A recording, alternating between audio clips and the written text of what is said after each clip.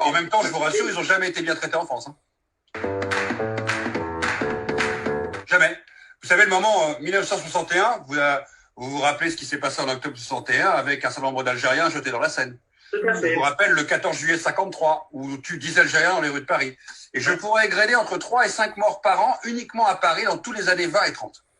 Et je peux remonter comme ça jusqu'à 1453. On tue l'arabe en France. C'est une histoire. C'est une histoire. Et elle traverse, arabes et orientaux d'ailleurs, et elle traverse 5 siècles d'histoire. Depuis l'histoire des croisades, l'histoire est complexe. L'homme noir, un petit peu moins et pour d'autres raisons. Mais je vais juste vous dire quelque chose qui peut paraître paradoxal. Vous avez tout à l'heure très très bien signifié qu'on était rentré dans une nouvelle époque.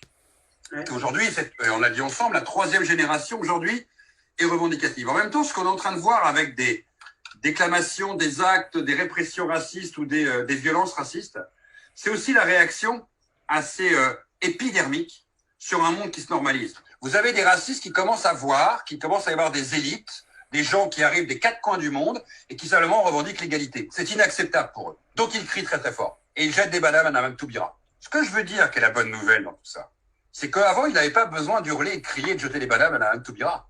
C'est que Mme Toubira n'avait pas le droit d'exister. Donc ces racistes-là étaient confortés dans leur pouvoir de tranquillité.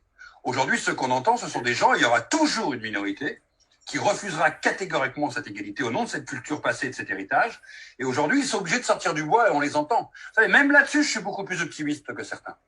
Parce que personne parlait des bavures dans les années 50 contre les Algériens. Tout le monde s'en foutait. Hein. Et il y avait beaucoup plus de bavures à l'époque qu'aujourd'hui.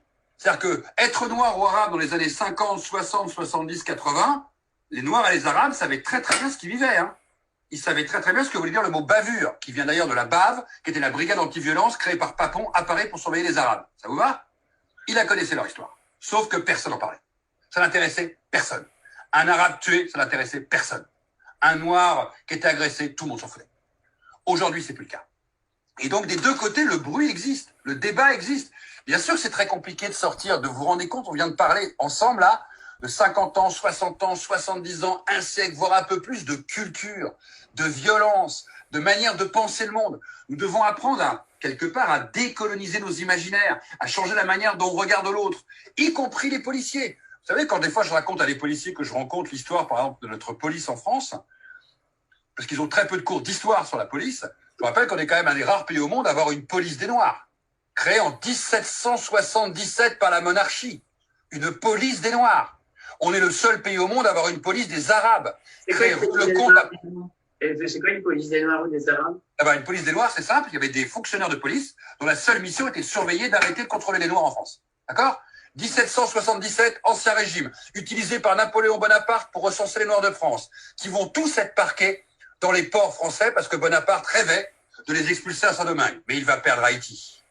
Nous avons une police des Arabes, installée rue Lecomte dans le 16e arrondissement de Paris, à partir de 1926, dont la seule mission sera de contrôler, de surveiller les Maghrébins de France dangereux. Et on aura une police des Juifs sous Vichy.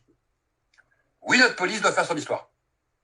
Bien sûr, comme les magistrats, ils doivent faire leur histoire. Parce que sous la guerre d'Algérie, la guerre du Cambodge, la guerre du Vietnam, la guerre du Cameroun, les magistrats français ont besoin de se questionner sur la manière dont la justice républicaine a été rendue.